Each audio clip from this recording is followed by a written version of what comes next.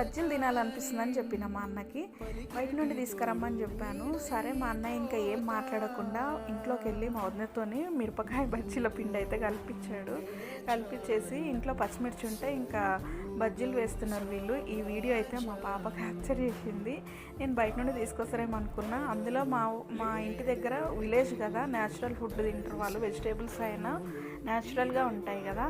ఇంకా మేమే ఇష్టపడము బయట ఫుడ్. ఇంకా వాళ్ళు విలేజ్లో ఉంటారు, వాళ్ళు ఇంకా అసలే ఇష్టపడరు.